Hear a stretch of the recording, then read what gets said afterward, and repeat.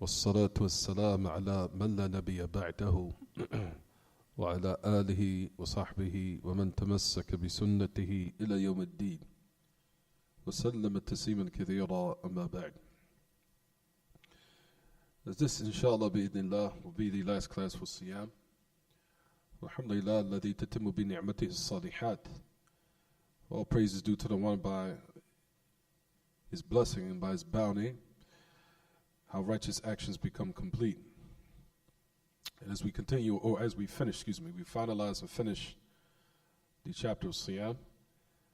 For the last thing that's remaining in this regard, due to the fact that there's only about 5 or 6 days remaining in fasting for this blessed month, which Allah subhanahu wa ta'ala we ask to allow us to finish off this month for what is of best of righteous deeds and what will bring us close to Him and allow our sins to be forgiven and be freed from the hellfire.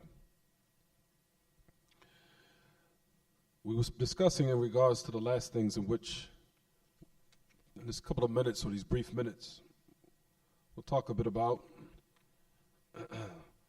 what is detested or what is hated for the one who's fasting, and what is highly recommended.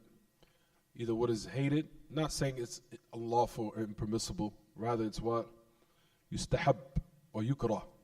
Everyone come a little bit closer. Just come a little bit more closer. Everybody spread out.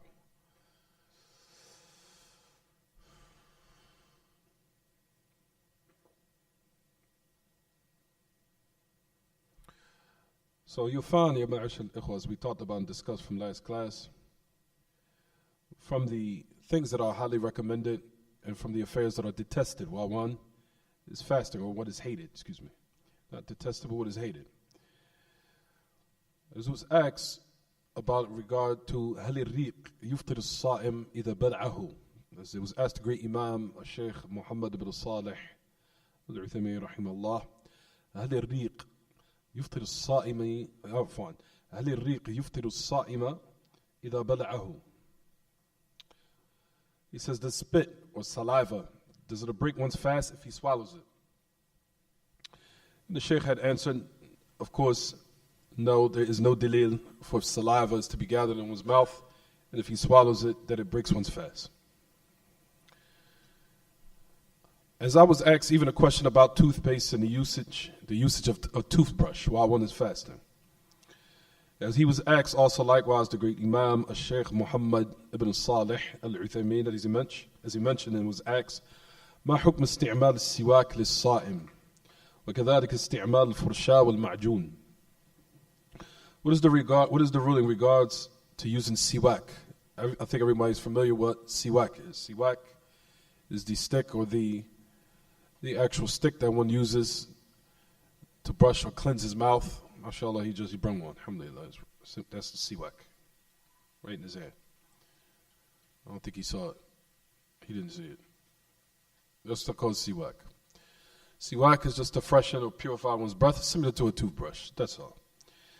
So what is the ruling in regards to while one is fasting, using what they call siwak for the one who's fasting, and likewise using a toothbrush along with toothpaste?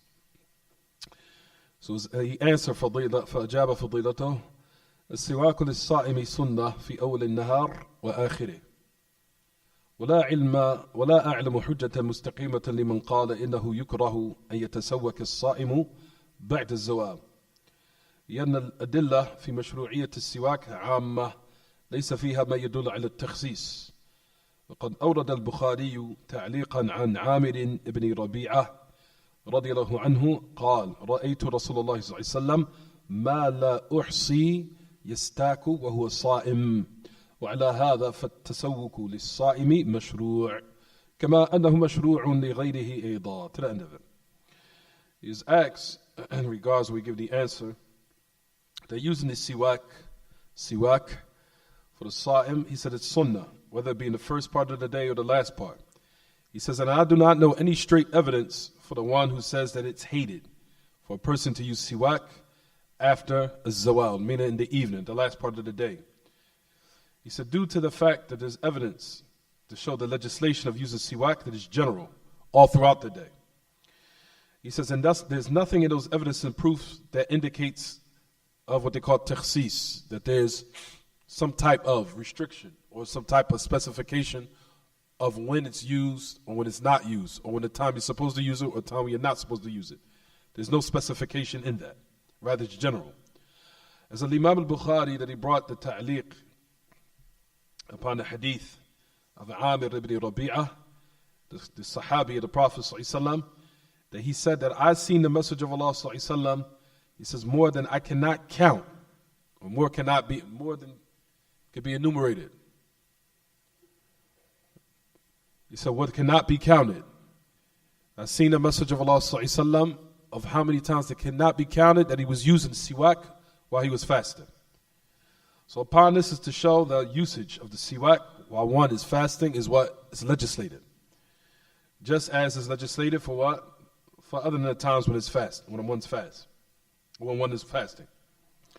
He says, now in regards to what is pertaining to using the toothbrush or toothpaste, now listen to this. وأما استعمال الفرشاة والمعجون للصائم فلا يخلو من حالين. As for the usage of the toothbrush and the toothpaste for the one that's fasting, he said that it is not except in those two cases in which we'll mention inshallah. He said two situations, two scenarios. One, the first one is in regards to using a toothpaste and toothbrush.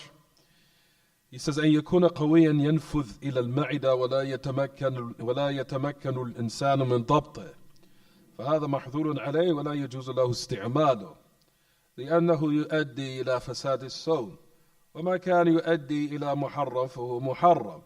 وفي حديث لقيط بن صبرة أن النبي صلى الله عليه وسلم قال بالغ في الاستنشاق إلا أن تكون صائما فاستثنى الرسول صلى الله عليه وسلم من المبالغة في الاستنشاق حال الصوم لأنه إذا بالغ في الاستنشاق وهو الصائم فإن الماء قد يتسرب إلى جوفه فيفسد بذلك صومه فنقول to the end of it.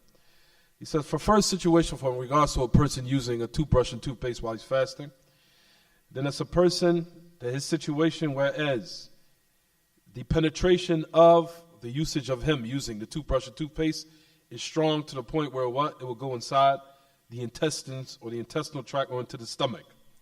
Whereas the person, he cannot control it. He has no type of what? No dabt. And he cannot control what goes down in the system. If a person is like this and he's strong to the point where it's going to penetrate and go down in his stomach, he's going to swallow it, then he said it is mahdhurun alayh, that he should not use it at all. That it's prohibited as it pertains to him. And it's not permissible for him to use it because it can now lead him to what? Invalidating his fast. He says, due to the fact, as we know, the qa'idah or the principle, which is what leads to what is muharram is muharram. What leads to what is prohibited, it is prohibited. And also you'll find in the narration of Luqayt or Laqit ibn Saburah that the Prophet ﷺ said, go to the extremes or emphasize as far as putting the water in one's nose and in his mouth while he's fasting, except in the state of what? While he's fasting. So due to that narration, the Prophet ﷺ had mentioned and said, the Messenger of Allah ﷺ gave an exception.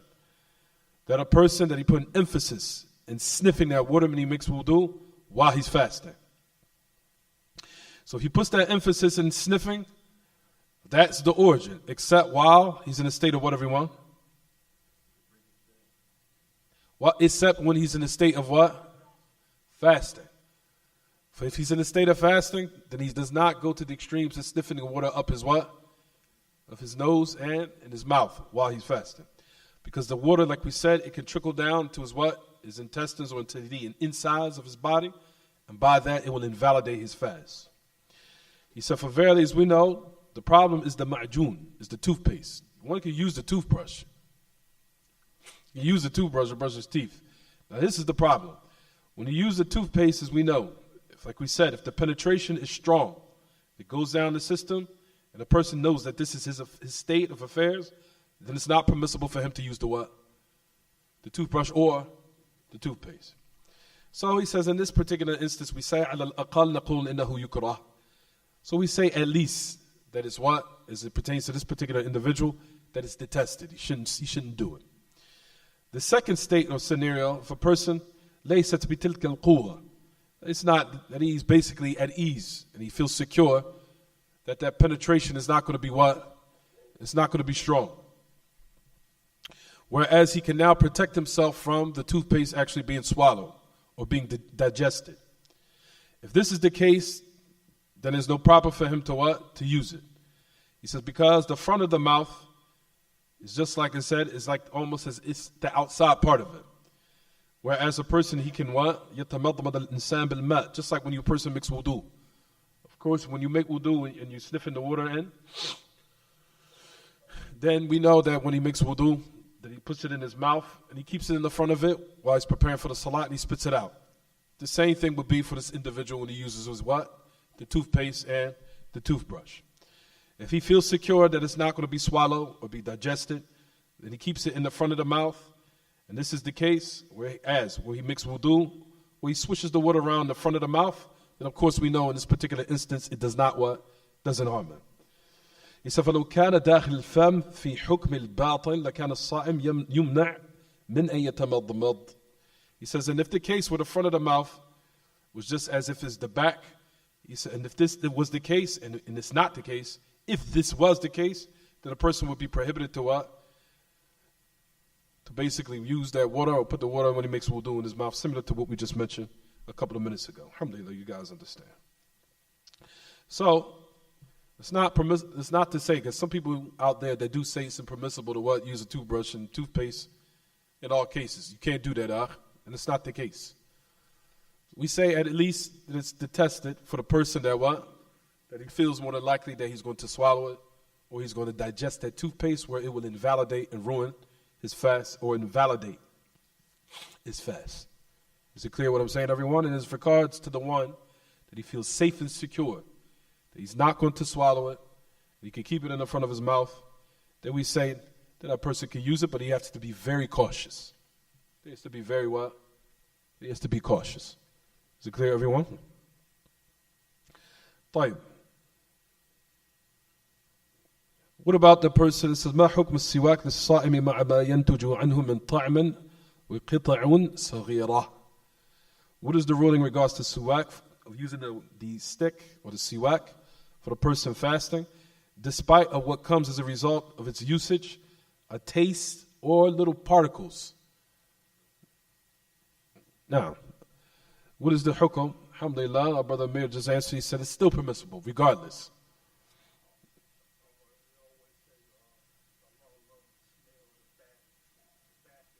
Absolutely. But however, we want to talk about whether or not a person can still use the siwak, even though it might have a what? A little flavor to it or taste to it, especially the fresh stick of the siwak when it's fresh.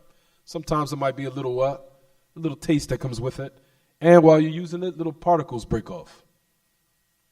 So a person, based upon this, they say that as what? It's impermissible. Is that right? We say no. Still incorrect. If a person feels those little particles are coming off the siwak, you just remove it, discard it. It's that simple. But however, a person does not now change the hukum and give a ruling and lie upon Allah by saying it's not permissible. Is it clear what I'm saying, everyone? Is it clear? The siwak is permissible to use, to the point where even the Messenger of Allah ﷺ had mentioned, as we know the hadith, where he said, لولا أن أشق على أمتي لأمرتهم بالسواك عند كل صلاة. The Messenger of Allah ﷺ had mentioned and said, if it had not been a burden upon my ummah, excuse me, tongue twisted. If it had not been a burden upon my ummah, I would have commanded them to use the siwak for every salah, for every prayer. For every prayer. To show the high emphasis of the usage of the siwak, basically to show how Islam calls the one, keeping one's breath pure and keeping his teeth pure. Keeping his breath pure and keeping his teeth pure and clean.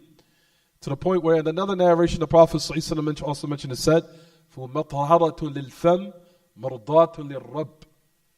Another narration where the Prophet ﷺ said, it purifies the mouth and it pleases the Lord. Meaning Allah, it pleases Allah. Allah loves purification where a person keeps his mouth and his breath cleansed. And likewise, similar to what? After the usage of the bathroom, likewise.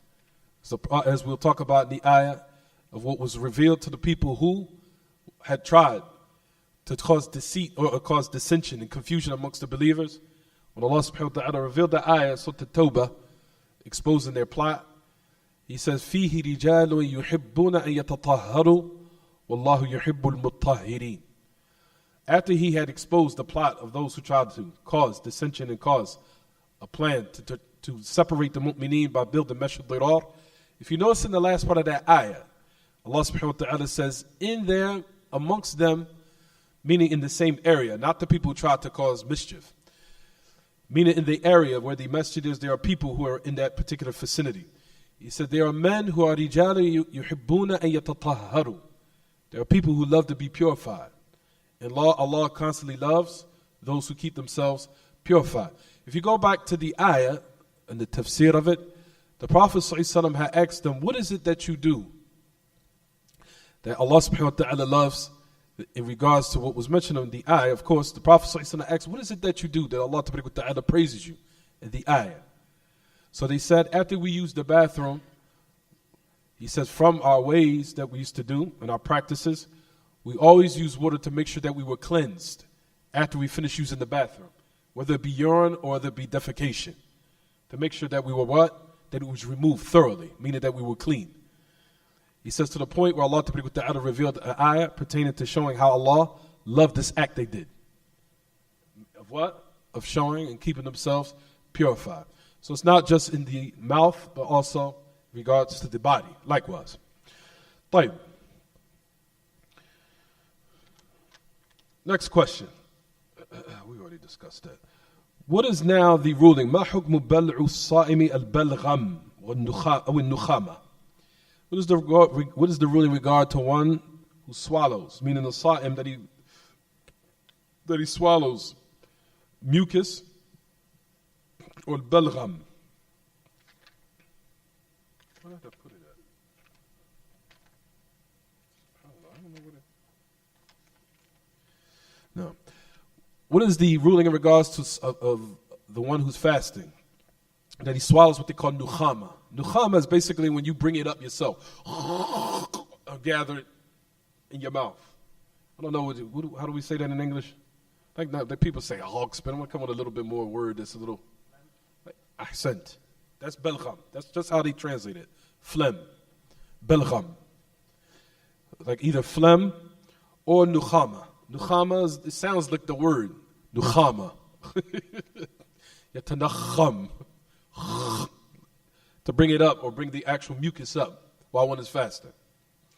Or to bring up that phlegm and gather it in his mouth. What is the ruling in regards to that? So that's another question that was asked. So the great Imam that he mentioned has said, as far as belgham, meaning phlegm or nukhama, like I said, it's that mucus that one brings up out of his chest. إذا لم تصل إلى الفم فإنها لا تفطر قولا واحدا في المذهب فإن وصلت إلى الفم ثم ابتلعها ففيه قولان لأهل العلم. In regards to this, he says, if it comes up in one's mouth, then of course it does not break one's fast at all, of course. He says that's one statement amongst all the madhahib and all of what is correct. فإن وصلت إلى الفم, now if it comes up to the mouth, then a person swallows it. He said, for verity, it's two statements in regards to that. Some of Ahl Ilm say it does break the fast. Just listen. He says, and they join it and they couple it with eating and drinking. Meaning that they bring it up in the mouth and then they what? Then they swallow it. Patience, supper. Then they what? Swallow it. So one of Ahl Ilm say that it what? For the people of knowledge, they say what? It does. The second statement is it does not break the fast. And they said that it's similar, or they join it, or they couple it with what? What they call spit, or saliva, excuse me. They said it's just similar to saliva. And we know saliva does not break one's fast. Even if one was to gather saliva in his mouth, and then he swallowed it, then this, of course, from Ahl Ilm, they say that it does not invalidate one's what? His fast. He says, however, even though Ahl Ilm, they differ in this regard, he says, the marji', what we return back to is Kitab al-Sunnah. For if we have any doubt in this matter of what would invalidate one's ibadah, then we have to go back to it. However, we know the origin or the asl is the adab al-ifsad. The origin is that we cannot invalidate anyone's worship or say that's invalid except with a clear evidence from Kitab and Sunnah. Okay, everyone? That's because we're going to get into the Qawl Rajih. So based upon what the Shaykh is saying here, what is he saying basically? That it doesn't break your fast. So he goes to the opinion that from those from Ahl Ilm that say that phlegm or that salah or that type of spit that you bring up in your mouth, it does not invalidate one's fast, even though one should what? Discard it if he brings it up in his mouth. And you'll find that he even mentions that. He said one should still, even if he brings it up in his mouth, he should discard it and just get rid of it by either putting it in a tissue or have anyone discarding it or any way of how everyone or anyone discards that. So he says, وَالْمُهِمْ أَنْ يَدَعَ الْإِنسَانُ النُّخَامَةَ ولا يحاول أن يجذبها إلى فمه من أسفل حلقه ولكن إذا خرجت الفم فليخرجها سواء كان الصائم أو غير الصائم أما التفطير فيحتاج إلى دليل يكون حجة للإنسان أمام الله في إفساد الصوم. He says at the end of the day, a person should try to leave off nukhama. He should leave off trying to bring up that phlegm or that mucus in his mouth. And he shouldn't try to bring it up in his mouth from the bottom of his throat. However, if it does come up, it comes up in his mouth, he said let him discard it. It doesn't make a difference whether he's fast or whether he's not fasting. He says, however, to say that it breaks your fast, this needs a dalil.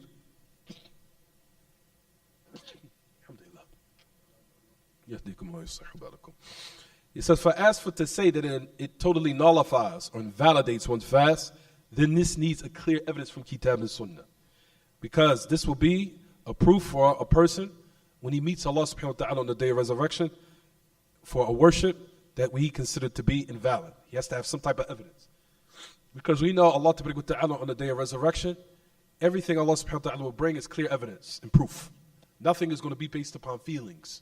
Everything is based upon clear evidences and proofs, just as in this world we have been commanded to follow the same thing. Even when Allah subhanahu wa ta'ala gives one recompense, He's going to bring back everything that was recorded. Clear evidence and proof. It's not going to be any think or I thought or I felt. None of that on the day of resurrection. The day of resurrection is going to be clear evidences and proofs laid down, either for a person or against them. Is it clear? Clear what I'm saying, everyone? Right. And that same thing Allah Ta'ala will use on the day of resurrection, we've been commanded to do the exact same thing in this world. Everything we have to do and follow has to be based upon what?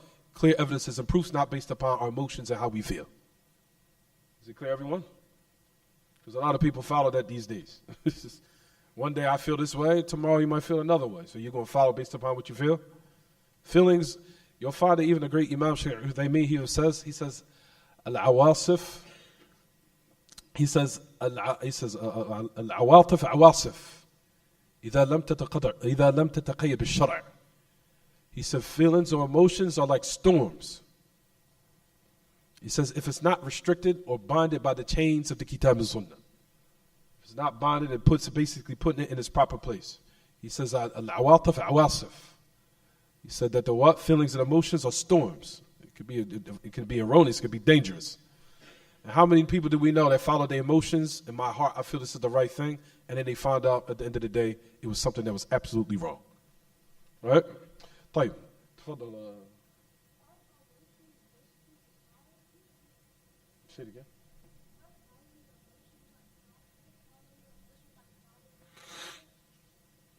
Yes, absolutely. No doubt. Following emotions like following your desires also. No. أحسنت. طيب. We already talked about that. What is the ruling? That's a good question. ما حكم استعمال أو ما حكم من يستعمل المرطبات إذا كان في أنفه وشفتيه نشوفا أو جفافا. What is the ruling in regards to the person who uses moisturizers? If he has on around his lips or around his nose some type of dryness. What is the ruling in regards to the one who uses moisturizers? Chapstick, things of that nature. If he has on his nose some dryness, or on his mouth, on his lips, some type of what? Dryness. Focus.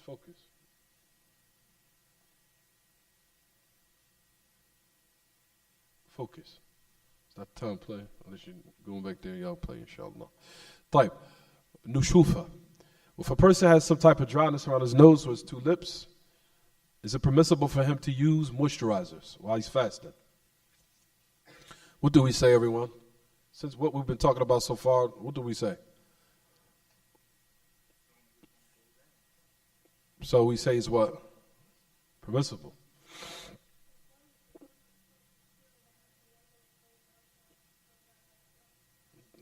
جيد ممتاز جيد excellent.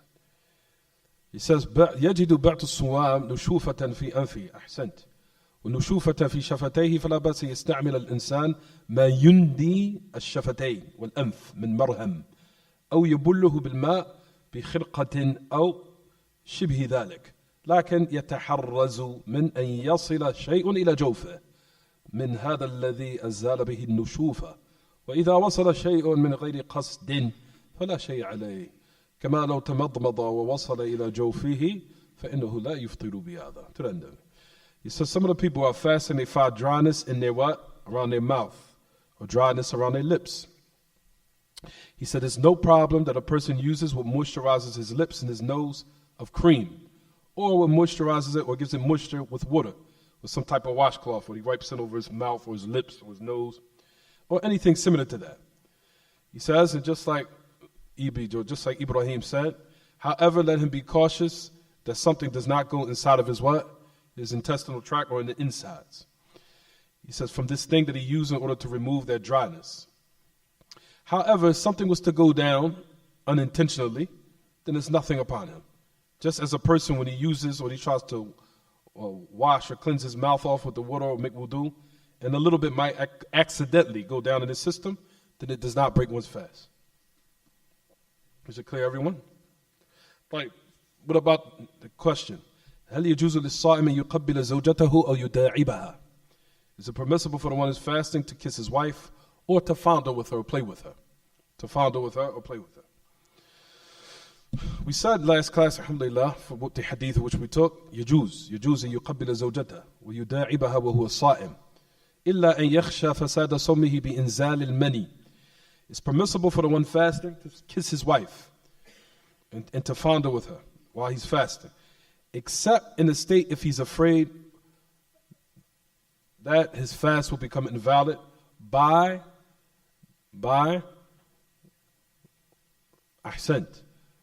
if ejaculation was occurring, if ejaculation occurs by what? By semen. Not by what? Not by preseminal discharge. Not by preseminal discharge. Preseminal discharge doesn't break the fast, but however, if semen was to emanate and it was to come out, then what? It invalidates the fast. Right? And that's exactly what the Shaykh says. He says that Ahsant, Mumtaz. Also the Prophet ﷺ did it while he was what?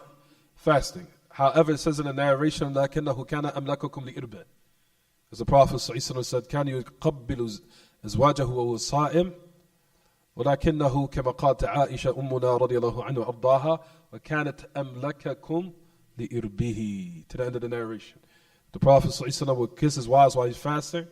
However, he says in the narration, said a key point.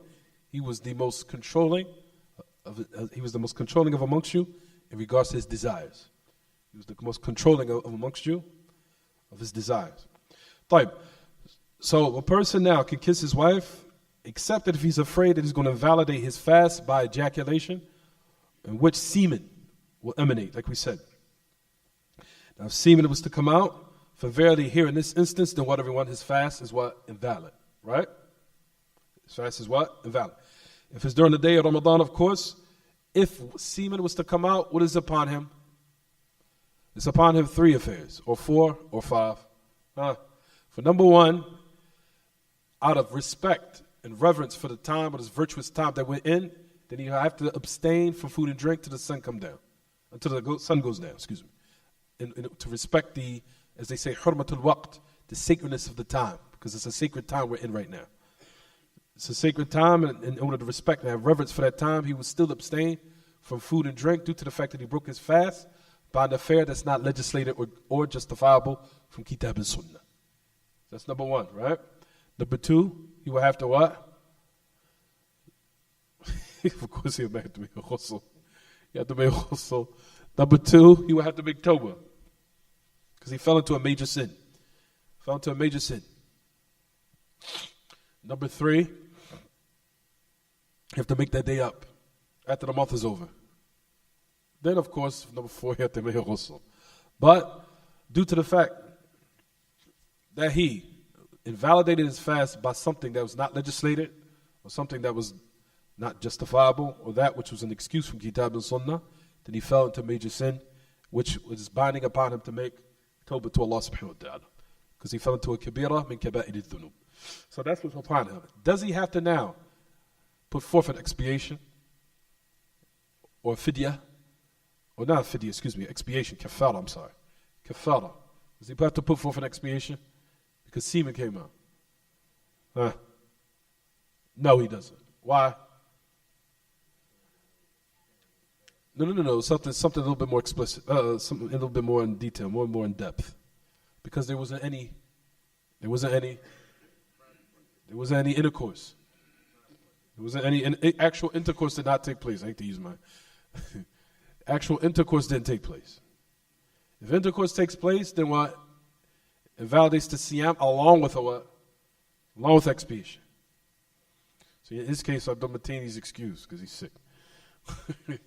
But if the private parts didn't meet, and he was playing and fouling with his wife, and he felt that it was going to get to that point where semen was going to be what?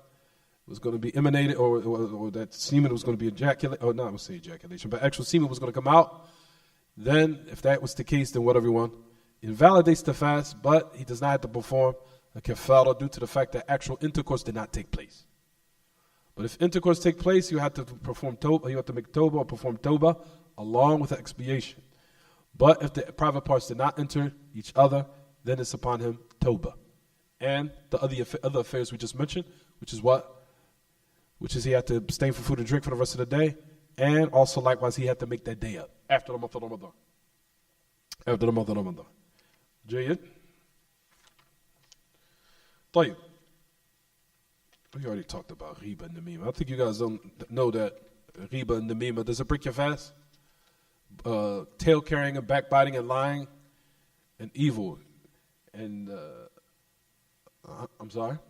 any type of obscenities or usage of obscene speech or any type of let's just say profanity or any type of obscene speech or obscene behavior or backbiting or tail carrying or lying or cheating or stealing.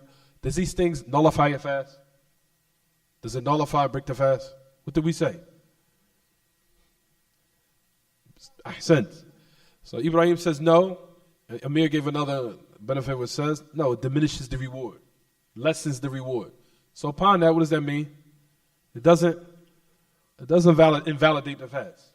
It doesn't invalidate the fast initially, no. But however, it diminishes and it lessens the reward to the point as if you didn't fast in the first place. Due to the fact, as if you did not fast in the first place.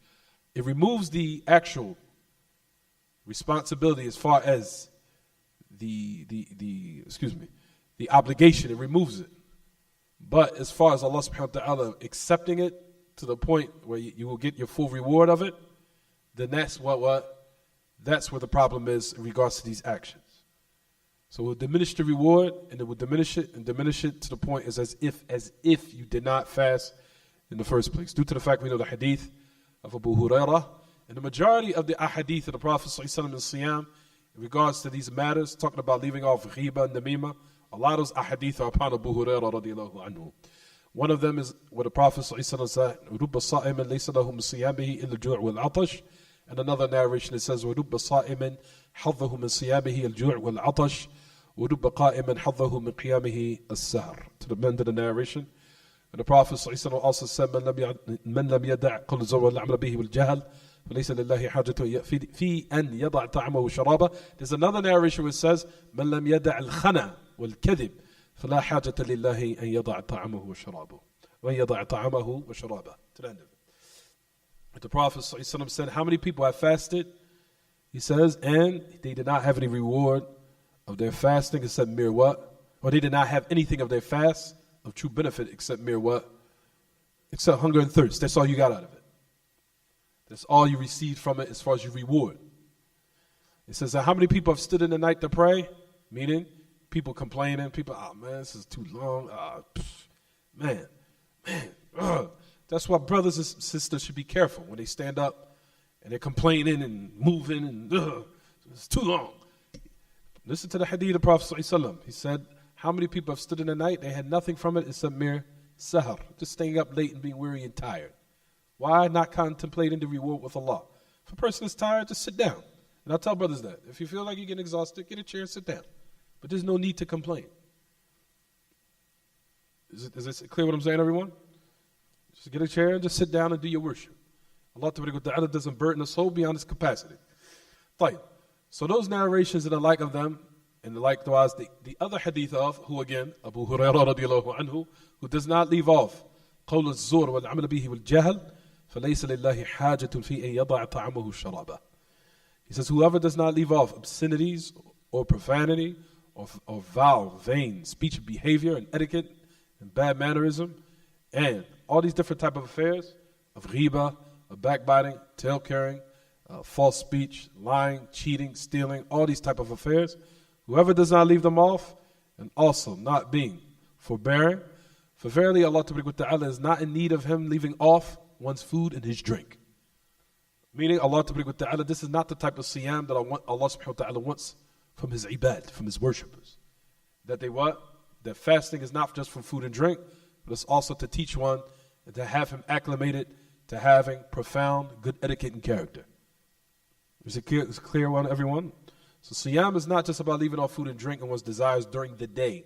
But it's also for another affair that is very strong, which a lot of people cannot, that is hard upon them to perfect, which is how to speak to people, how to talk to people, how to deal with them and have etiquette and good behavior and having exemplary character. It is something that is hard upon a lot of people, in which siyam, one of the goals of it, is to perfect that affair. Is it clear, everyone? Is to perfect that affair, which is hard upon a lot of people these days. طيب.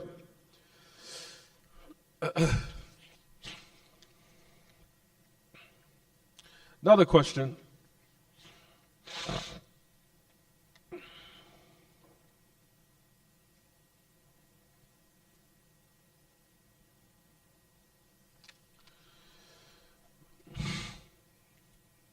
We already talked about that.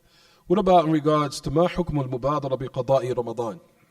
What is the ruling in regards to hastening to make up the fast of Ramadan? What do we say?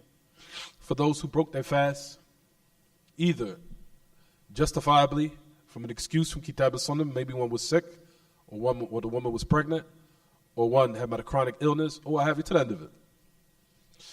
Or the person that broke his fast due to a sin, meaning that he ate on purpose, or he drank on purpose, or he was intimate with his wife on purpose, or what have you. Does a person now, what is the regards, or what do we say in regards to those people? Do they have to hasten towards making up the fast until next year, until the next Ramadan? I want to keep in mind the narration of Aisha radiallahu anha. He says, كان علي الصيام فما كنت أقضيها إلا في شعبان. Keep in mind the narration of Aisha, our mother radiallahu anha ardaha.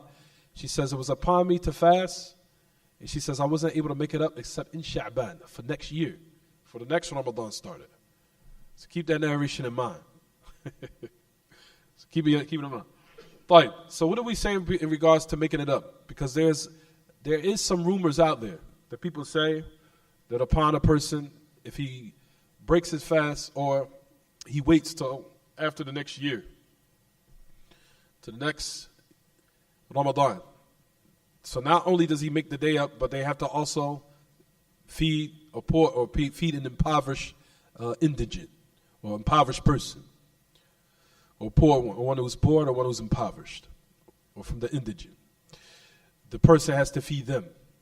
So it's not only does he wait till next year, next Ramadan, so not only does he have to make up the day, he also has to pay what they call fidya, some type of compensation, where you have to feed the individual. Is this correct? What is correct, from what comes to me, there's no dalil for this. Even though some of Ahl Ilm mention it, but there's no dalil. And Shaykh Uthaymeen even mentions it. Now we're going to get the details. So just listen to this answer to this question. Because a lot of people don't know this. Some people do, some people don't. Listen to the narrations, or with the answer he gives. What is the ruling in regards to a person hastening towards making up the days of Ramadan that he broke? So listen. He said, المبادرة بقضاء رمضان أفضل من التأخير. أفضل من التأخير. لأن الإنسان لا يدري ما يعرض له وكونه يبادر ويقضي ما عليه من دين الصوم أحزم وأحرص على الخير. ولولا حديث عائشة رضي الله عنها, just the narration we just said, كان يكون علي الصوم من رمضان فما استطيع أن أقضيه إلا في شعبان. It's in البخاري. He said, ولولا هذا الحديث لقلنا بوجوب المبادرة بالقضاء, وهذا الحديث يدل على أن من عليه شيء من رمضان لا يؤخره إلى رمضان الثاني, وهو كذلك, فلا يجوز للشخص عليه قضاء في رمضان يؤخره إلى رمضان الثاني أو إلى رمضان آخر إلا من عذر, كما لو بقي مريضا لا يستطيع, أو كانت امرأة ترضع ولم تستطع أن تصوم فلا حرج عليها أن تؤخر قضاء رمضان الماضي إلى ما بعد رمضان الثاني. To the end of it. He says, the first thing we want to say and discuss, that one hastening to make up the days is more virtuous than putting it off. Because a person does not know what will happen to him, or the affairs that will take him over haphazardly, or something that might sporadically happen to him. He doesn't know. Death, whatever, to the end of it. Right, everyone? So he says, وَكَوْنُهُ يُبَادِرُ وَيَقْضِي مَا عَلَيْهِ مِنْ دِينِ الصَّوْمِ أَحْزَمُ وَأَحْرَصُ عَلَى الْخَيْرِ. For the person that he hastens towards breaking the fast of what is upon him of fasting is more أحزم وأحرص على الخير. He says to show his ardent desire and his diligence upon good. He says, despite it, he says, even though we have the hadith of Aisha, she said that it was upon me fasting in Ramadan that had passed, but however, I was not able to make it up except in Sha'ban. Sha'ban is the month before what, everyone?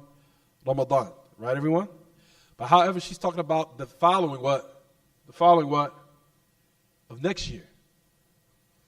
So she had to make up fast for the previous Ramadan from the past year until the next year came in of Sha'ban.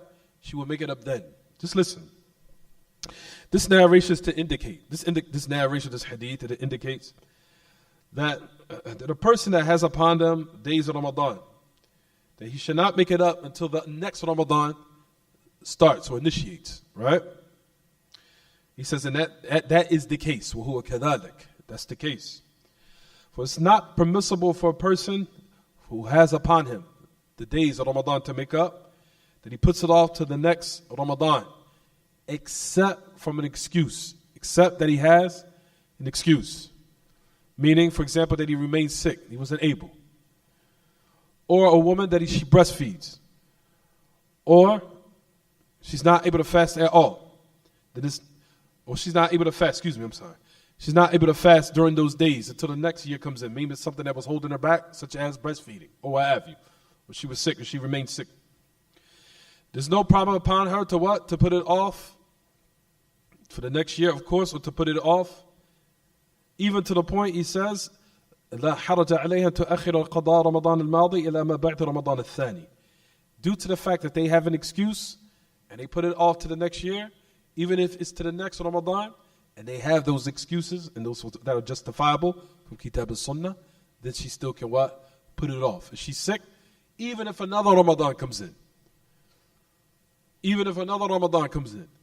If they have an excuse and it's justifiable, it's from Kitab al-Sunnah, then one can what? Then one can put it off to the next Ramadan and they will not be what? Sinful.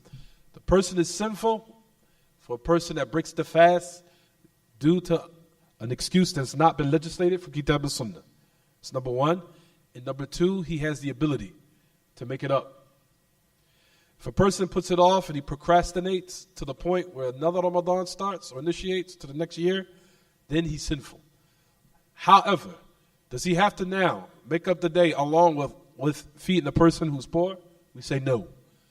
Rather, the only thing that's upon him is to what? Make up the day. But he still will be sinful due to the fact that, number one, he broke his fast due to the unjustifiable excuse. And also likewise, what, everyone? Also due to the fact that he was able to make it up from the time Ramadan ended to the next year And that time that he had that was real wasi', that was very expensive, that was vast, and he had all those days, he had all those chances to do it, and there was nothing wrong with him, then in this particular instance he will be what? Sinful. But however, if a person puts it off, and if he was sick, or if a person had an excuse to the end of it, then that person is not what? Sinful. And the only thing that's upon them is to what? Is to make up the day. Is it clear, everyone? You just have to make up the day. We'll stop here because some of the brothers I sensed from the day are a little exhausted. Yeah, everybody's a little bit exhausted. Last 10 days of Ramadan is for those who truly take advantage of the last 10 days, they have the zombie look. Everybody looks like true zombies in these days. It's like tired from fasting and tired from standing at night trying to pray and trying to do good and trying to do other things. And in the midst, you're trying to take care of your family. In the midst, you're trying to do other things for your family. Then you're trying to take your kids. It's a lot. Life is a lot. If a person is truly practicing their religion and doing what they're supposed to, and then in the midst of all that, you still have to pray 5 times a day. And then you want to still do voluntary prayers after those prayers. As us, as Ahlul Sunnah, not only do we try to perform our obligatory prayers, but a lot of people fasting even gives me what they call brain fart. Even during a lot of us we neglect, and we come up short as far as the voluntary supererogatory prayers. People should try to pray those also likewise, especially our sisters. Some of our sisters, we should try to pray extra, not just restricting, I did my 5, I'm good. No, pray something extra. You never know what you'll need on the day of resurrection, or what might have crept in, of something where you were thinking, or something on your mind that might have taken away from the reward, in which those voluntary, light, minor prayers will fill in for that incompleteness that might have crept into salah. So those are things that we should try to do. So that's a lot upon a Muslim, especially in this month. Trying to pray all his 5 prayers, then you try to do voluntary prayers, then you try to stand at night, then you still have to go to work, then you have to still take care of your kids, then you want to try to still spend some time a little bit with your wife, family. It's a lot. So on these days, no doubt, everybody has this look. If you're truly taking advantage of the last 10 days, you're going to have a zombie look like this. Like that. So that shows, inshallah, that's a good sign. When a person looks like that, that's a good sign. Like, any questions? Any questions about the fasting? EB? You go to the sisters. Well, you could have said something, EB. You should have said, well, let me go to the sisters. I didn't know what he was doing. He just got up and started running. Any questions about fasting?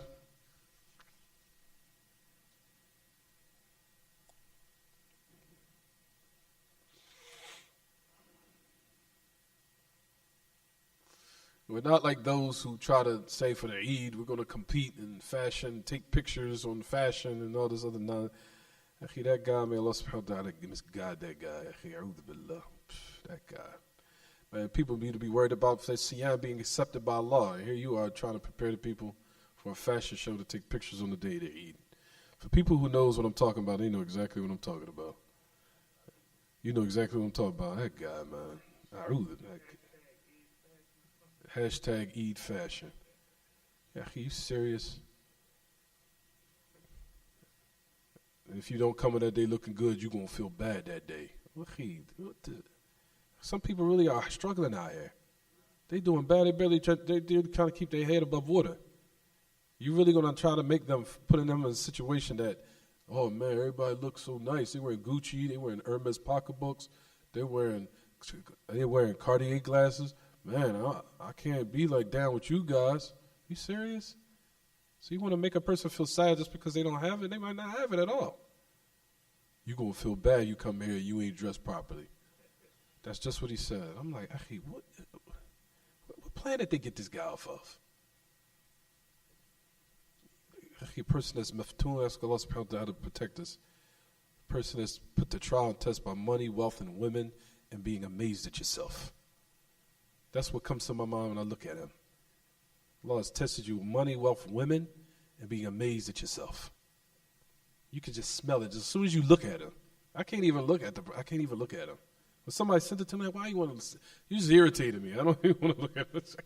I can't even withstand to look at the person. I can't. I can't even look at him. It's like my soul cringes. It's like, ugh. Like it's like a person that you could tell he's trying to slick people over for some cash and money. Just trying to grease you over, grease the people. I can't stand to look at people like that. Just trying to grease you over, to grass you up for some cash and money.